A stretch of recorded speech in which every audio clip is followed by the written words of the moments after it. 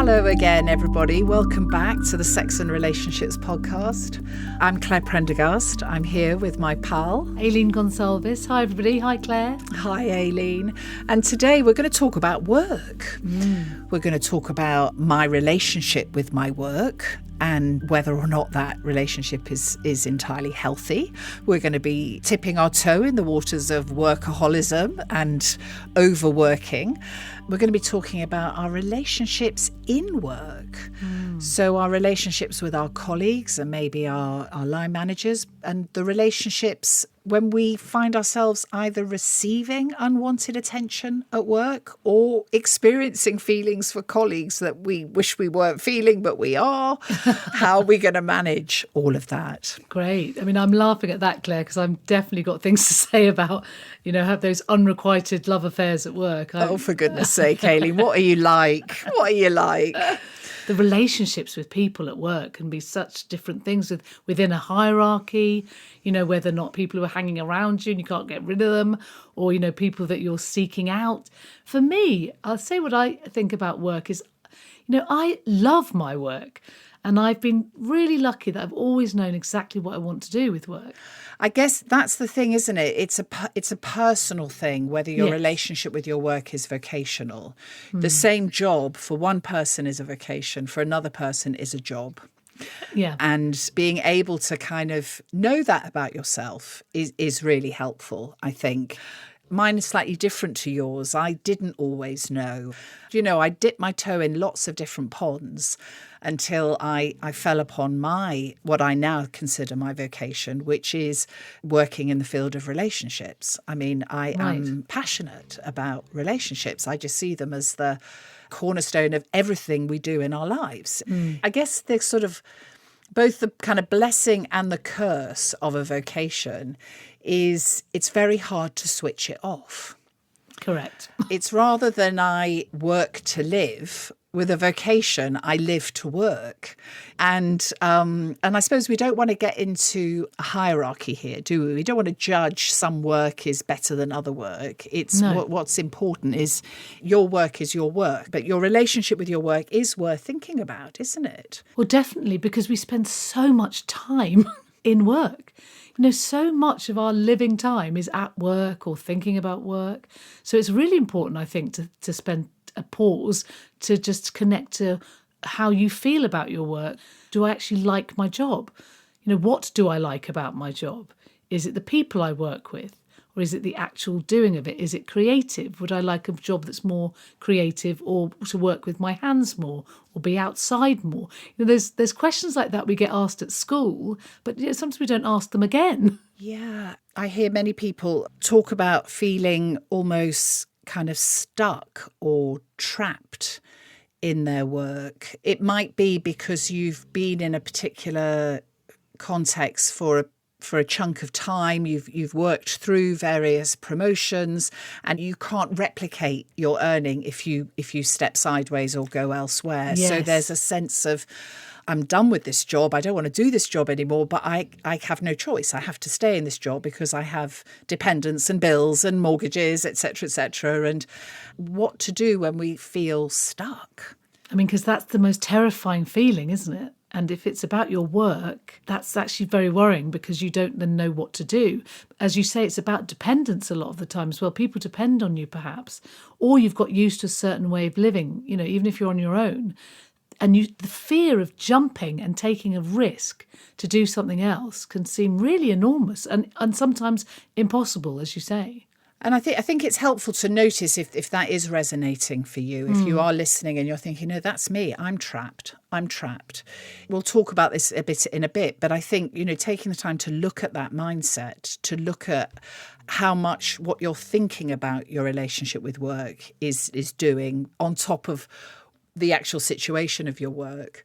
But there's also folk who are just holding down 2 or 3 or even 4 different low-paid jobs Yeah. just to kind of have enough to make ends meet, balancing caring needs with looking after children. Yeah. And there's another place where you can just feel, I am trapped. I mean, I genuinely have no choice. This is my life and this is how it is. In my profession, my gosh, and in my own life, the statistic is something like 98% of actors are not doing acting. So what are they doing? They're doing every other job under the sun. We've done everything. And that's a hard place to be as well. If there's something you want to be doing, have a sense of a career that you want to be doing, but you can't quite get there yet. And we know, lots of young people particularly are now really struggling. They're going for so many interviews and writing so many application letters, but not getting the jobs that they want. And I think there is a lot to be sort of thought about. Maybe we can do that a bit later about this mindset, as you say, because mindset is the thing we can control. Yes. How we're thinking about our situation is potentially transformative. And recognising, actually, this is, so many hours, this is so many, I don't love it, but for now, this is my best option. So how can I feel differently about it? Because actually, looking at my choices, this is the best choice. And I don't want to relate to it as a trap. I want to relate to it as a choice. I mean, I think that's crucial, Claire, what you're saying. To say, I choose to do this job is such a different thing. And you can say, I choose to do it. I used to say this when people had auditions. I said, you can take any job. Once you have said yes to that choice, just justify your reasoning. Is it that it's near where you live? Maybe this job is going to get you CV points. Maybe this one means that you and your partner can do the job together. There's so many reasons. Once you are in a job, because, a lot of people complain in their jobs to each other at work, but that can be very destructive of spiralling you, because now you've got a friend who agrees with you, so you spend all day complaining. Whereas actually, I always say, once you're doing something, if you say, I've chosen to be here, that word choice is really empowering, actually. And I think it is choosing about how you can change how you see various elements of it. Maybe it's about where your desk is, or maybe you think you can adjust even your small things around you, of having your desks in more light or facing a different way, or have this on it or that on it, or have a photo on it, or, just thinking about, actually, if I have some really nice lunch every day, would that make a difference?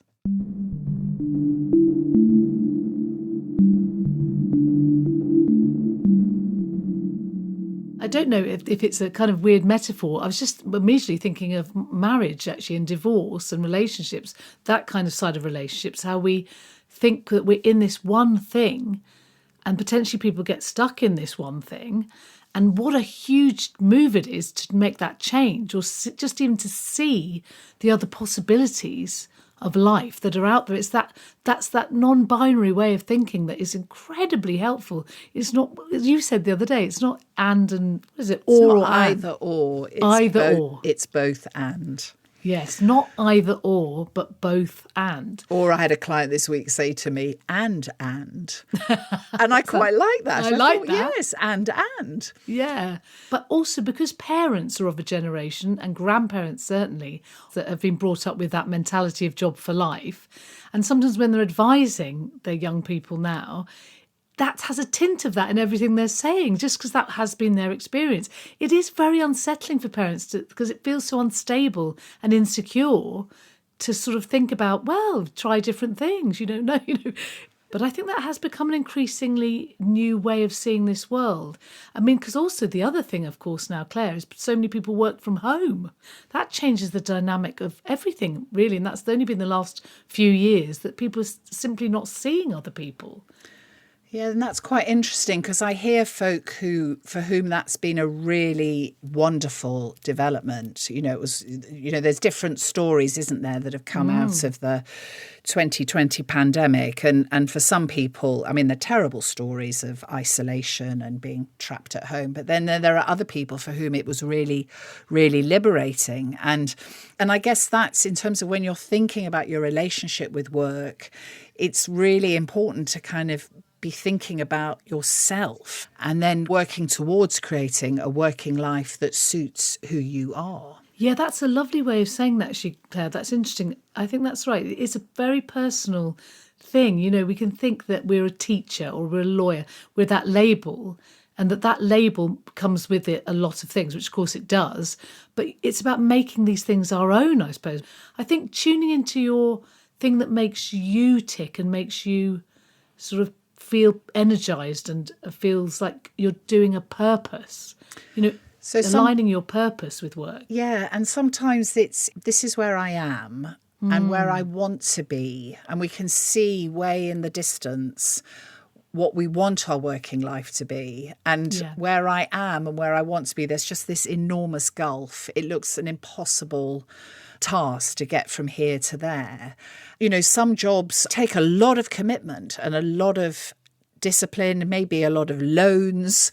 But even then, if we find this job isn't, when I imagined this job, the actual doing of it isn't what I imagined. And therefore it's kind of like, okay, so yes, I have invested all these years and I have taken out all these loans, but then how do I move forward? It's like there will be a path through and a path into something else. And I was talking about, I tried lots of things, and I remember, one of the things was teaching, and oh my God, I absolutely loved it. For one lesson. And it was just catastrophic discovering that I couldn't do 7 a day for 5 days a week. That just didn't suit me. But going in and doing one lesson.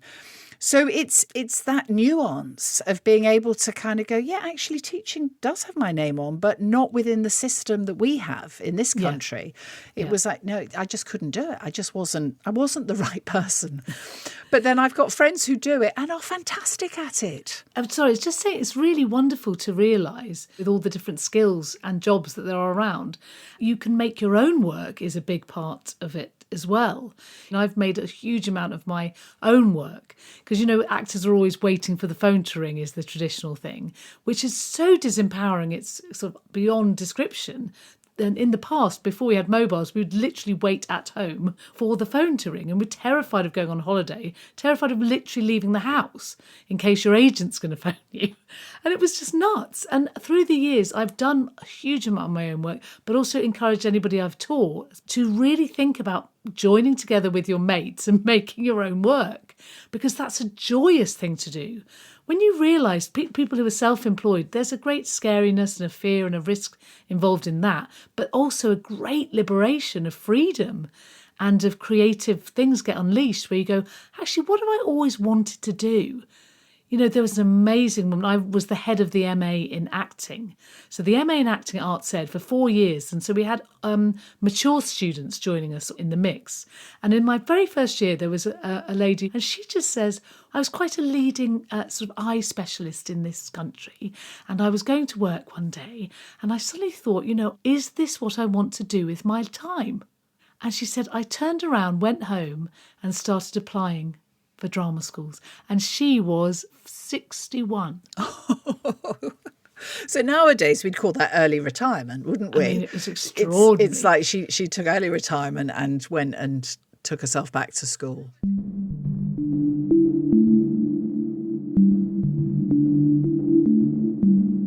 I wonder if it's worth speaking about, you talked about this earlier, the work-life balance. The risk of work becoming everything. And there's many different reasons why this can happen. It can be sort of, you probably heard the expression imposter syndrome. Do you know folk who really just believe it's only a question of time till everyone discovers they shouldn't be doing what they're doing because they're imposters. And and there's a lot out there on that, and we may talk about it more, but if that's sort of in your mix, then you might be working really, really hard because you're so terrified of being rumbled as not being. But then there's also work being a way of avoiding the other areas of your life. If you're not happy in your intimate relationship, or you're having difficulties with your teenage children or your aging parents, it's kind of like, I don't want to look at that. So I'm going to just work.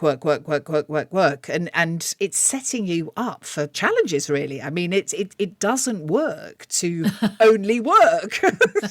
Exactly. I have to say, you're describing me in a nutshell. Oh, really? That wasn't my intention. Because absolutely. The problem with me is because I love what I do, I then think that's okay. I always think workaholic is someone who's doing it and doesn't like it somehow. But no, it's that distraction was why I was doing it. When I was having difficulties in my marriage, definitely, absolutely throwing myself into work.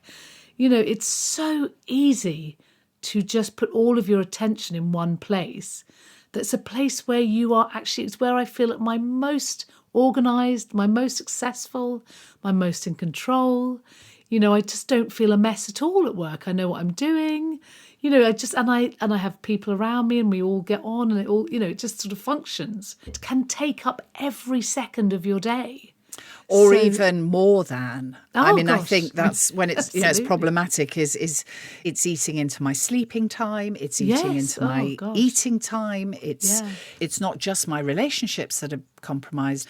But I wonder if if you come across the expression of functioning alcoholic. There are plenty of folk who are holding down significant jobs and looking fine, and we call them functioning alcoholics. And you sound like you're describing yourself as a functioning workaholic. But there's something listening to you, Aileen, about your recognition that actually wasn't okay. That there was something you were missing because of choosing to immerse yourself however wholehearted it was, so entirely. Other areas of your life were being dropped out on, and areas that folk can miss. It can be your health, it can be your friendships, it can be your family, it can be your body, it can be your fitness. Just so many areas just get neglected when we exclusively work. So if you're listening and that is you, I think it is worth kind of just thinking, what am I avoiding? And the temptation go, but I love it, it's not a problem, stop pathologizing my relationship with work. But is it? I think that's all we're inviting you to do, is just ask yourself, is it okay that I work this hard? For me, I could skip meals extremely easily because it was too boring to eat, because work was much more interesting, or I had to get that thing done. Definitely phone calls to people, family gone, relationship disappearing, just because it was this intense thing. And the problem is you get a bit of approval as well for work. Somebody somewhere is saying that it's good that you're working. They go, gosh, you work so hard. It's seen as actually positive, culturally it's totally it's very dangerous, applauded. Really. Yeah. Yes. And health is the really big thing that goes out the window for me. I know that I've stopped doing exercise, definitely that's disappears. So for me, it's a diagnostic. When I do pause, which is sometimes really quite rarely, I actually pause and go, actually, what was my intention today? Was to go for a walk. That hasn't happened. Was to have a rest. That hasn't happened. Was to eat some nice lunch. None of those things have happened in the day. And then you think, okay, wait a minute. Possibly I'm doing too much. That expression you mentioned earlier, work-life balance. And I didn't quite roll my eyes, but I was just like, oh. And I've been sitting with it since you said it and thinking, why did I have such a hostile reaction? And I think it's because I've not noticed before that the most important word for me in those three words is balance. And I've thought about it in terms of work and I've thought about it in terms of life. But actually, is there balance? Am I balanced? And, I could just practice that by just standing on one foot and literally physically testing, how is my balance today? And it's often really poor. And if I'm out of kilter in my relationship with my work, it will affect literally my physical balance, but it's also all the sort of ecosystem of my well-being will be out of kilter, off balance, if I'm exclusively pouring myself into work. It's interesting, as someone once said to me, which I love, they said it the other day, and I remember thinking, and I said it back to them, I said, actually, why are we not saying life-work balance? It's very interesting. As soon as you change that round, because actually it's ridiculous that we should put work first in that sentence. But that is our capitalist culture. We just work is venerated, and it's quite fun though to actually every time you reference that phrase to go, how's your life work balance?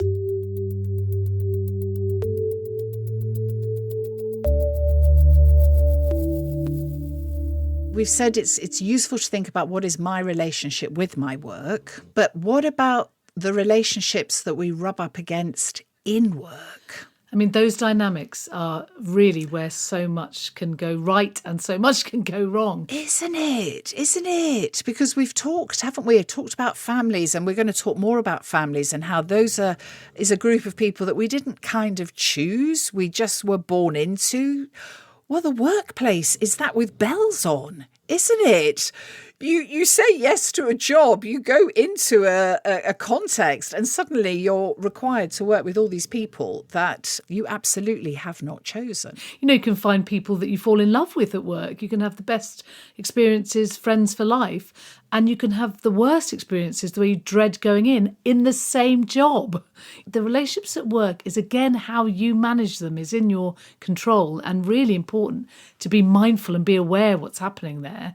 Because otherwise, you can think, I can keep my head down. I've done so many jobs where I think, I'll just stop speaking. Yeah, and it's like we've been talking a lot about sort of from myself going out, but what about in the workplace, the stuff that comes from the workplace towards us that isn't always desired, is unsolicited, and is sometimes really problematic? I mean, particularly if it's coming from someone who has more power than us or more authority than us. It's like, what do we do?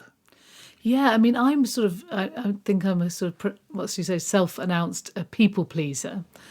So what then becomes tricky is I will tend to feel I have to look after people.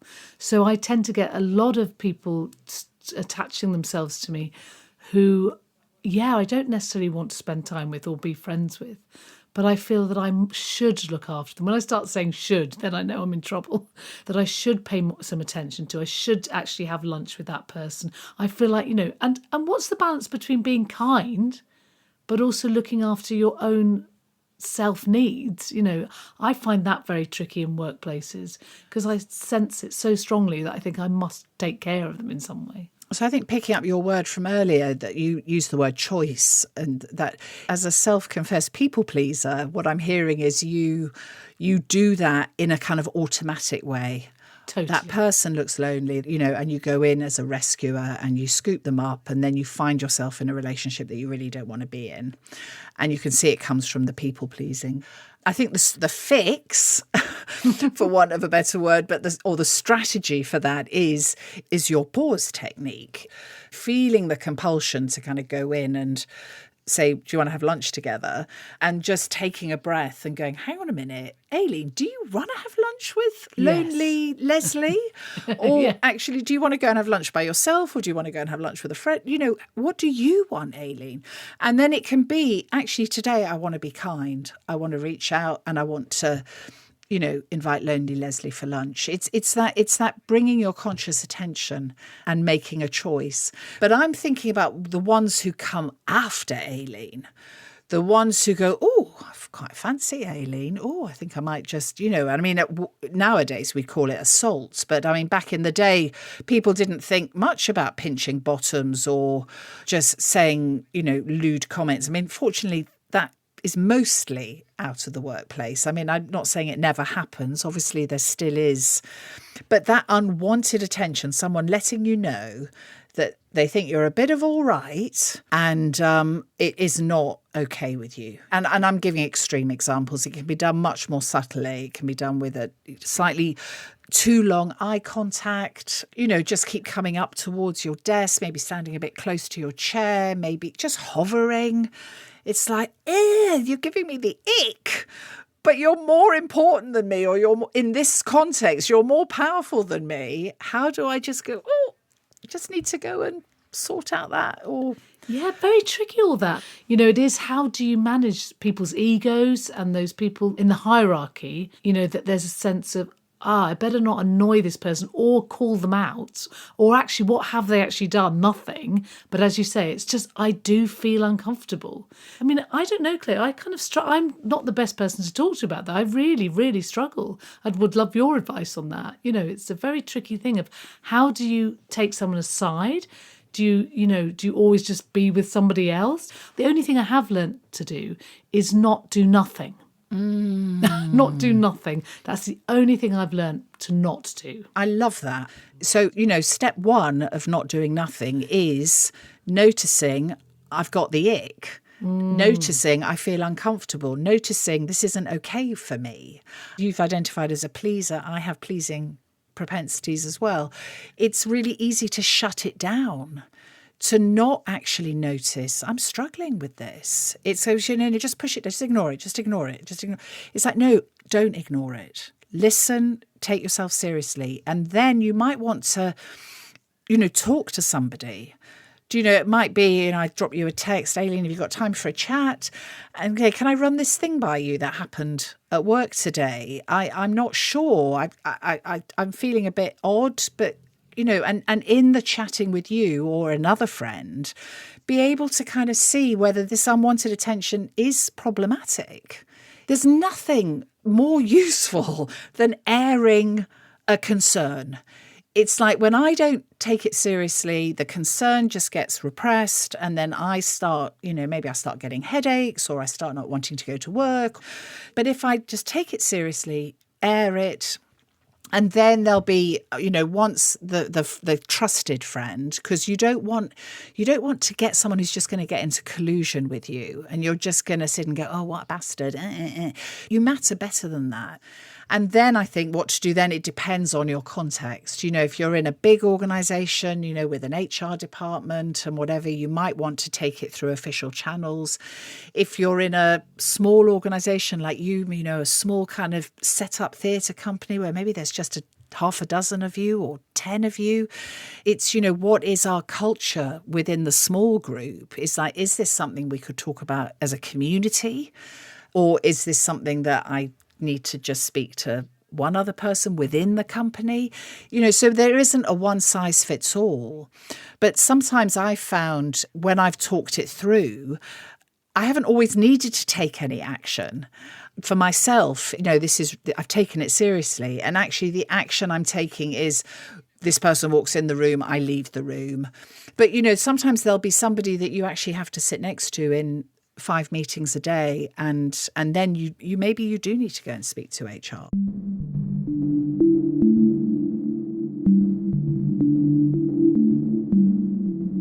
I mean, I'm wondering something, Claire. It's making me giggle as I was just listening to you, because I was just thinking, my problem is that I'm the one who is hopefully not the stalker, but I often have unrequited feelings for people I've worked with.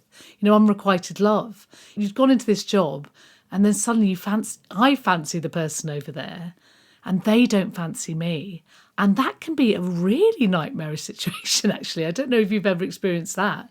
You don't know what to do. Do you say anything? Do you go for a drink? Or that I've made an advance with someone and it's been rejected, but now I've got to go back into work the next day. Gosh, that is, yeah. I mean, it's almost like a textbook don't, isn't it? Yes. It's like don't mix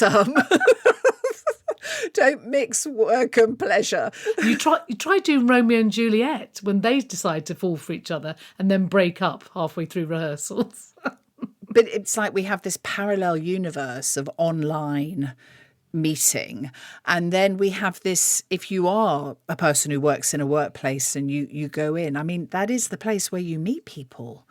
And it's almost inevitable. There is going to be attractions. There is going to be the possibility of falling in love and the possibility of it being mutual. And yes, of course. But I guess it's just looping us back all the time to the only person I can do anything about is me.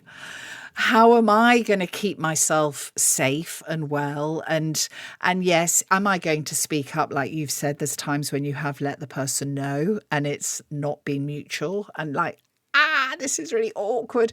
And it is super awkward. Yes, and to name that actually I've found is great. That actually at some point you have to go, oh my God, this is now really hard. I don't know. And to be able to say that out loud with the person and to sort of work that through was helpful. I remember that. Yes. Yeah, because they were very kind, but I think that's the thing is that balance. Again, a friend outside of that environment is incredibly helpful to support you. Yeah. Because it's a tricky one, isn't it? If you don't share, I'm feeling something here. Do you know, are you interested? Would you like to explore? because of the textbook don't, and they are feeling something, and then they're also doing the textbook don't, then, I mean, it is a missed opportunity, isn't it? If you are both single and you know, there is the possibility of something. So, you know, I would discourage being totally risk averse, but there is value in being self-protective. It's different to being so defended that you never actually have any possibility of starting something new, but you do want to look after yourself. If you are going to take a risk like that, before you do it, just check, you know, am I up for this? Have I got the resource to cope with the possibility this isn't mutual? Exactly. Yeah, that's the way. And what's my plan if I get pushed back? Because it's ouch. But culturally, we just kind of pretend it's ha ha ha ha. Yeah. You know, we don't honour it as the really hard thing it is. Putting it out there that you like someone. I mean, it is these kind of awkward situations that can come up with things like promotions and friends getting jobs over you. Oh my gosh. That kind of thing. I've experienced all of that. You know, that can be really hard. Really, really hard. And within that, the sort of discoveries of people knowing they had the promotion before they told you, you were sitting with the not knowing. And it's like, I thought you were my friend. Why didn't you tell me? And it's kind of like, because I was told not to. And it's like, but where's your loyalty to me? You're more loyal to this new employer than you are to me. You say you're bad at boundaries. I've also put my hand up to that sometimes. The rules of the workplace are different to the rules of my personal life, which are different to the different rules within my family life. We've talked about that, haven't we? That within a family, there's multiple different rules. So in the workplace, there is something about not being suspicious of workplace relationships, but being real about the fact that loyalties here are not exclusively to each other. Yes. There are also loyalties to the employer, to the line manager, to the fact that this pays for my rent and my bills and my shopping. Exactly. That's so interesting you should say that, because it kind of ties me back to what we were saying at the beginning. If you're not liking your job, that's another great thing to think about, which is it pays for. What does this job contribute to the rest of your life? And actually, that's a really good way of saying to yourself, actually, yes, it's money that pays for me to go on holiday, me to go and do table tennis once a week, me to learn this new thing that I want to learn. You know, it's worth remembering, because sometimes we forget that work is the thing that contributes to our lives. So if we really hate work, we come home and we're equally unhappy there because we're expecting now home to fulfill everything that we're not getting at work. It's very unfair. So it's worth addressing or pausing to think about work, because it was affecting everything. I'm wondering, Aileen, if we need to wrap up. We've been chatting for ages. Yeah, it's been really fascinating. Do you have anything else that you were wanting to mention before we finish today? Well, there's only one thing, just it keeps going round in my head like an earworm. I don't know if you know the Rumi poem about work. The one line I keep thinking of is, work is love made visible. I always think that's such an interesting thought, you know, because, you know, especially when we don't like our work or, you know, the different relationship with work, it's definitely not nothing, because sometimes we separate work and love. We separate a lot of things. You know, we separate our life into these little boxes. This is our work box. This is our life box. This is our... And actually, it does all feed each other. Oh, I love that you've brought Rumi into the end of our chat about work. Wonderful. But yes, it's time to end for today. And if you've enjoyed listening to us, or you'd like to see more about this subject, please do go and look at our website, the sexandrelationshipspodcast.com. You'll find there we've got blogs about every episode that's in the podcast, if sometimes you prefer just to read something rather than listen. And we also have an Ask Clare button, and it isn't just Ask Clare, it's me and whoever's I'm chatting to that week. But we'd really love to hear from you and to hear if there are particular areas around sex and relationships that you'd like us to talk about. We do want to be in relationship with you, our listeners, as well as with our subjects and each other. So it's goodbye from me. Thanks, everyone. Bye. Bye. Thanks, everyone.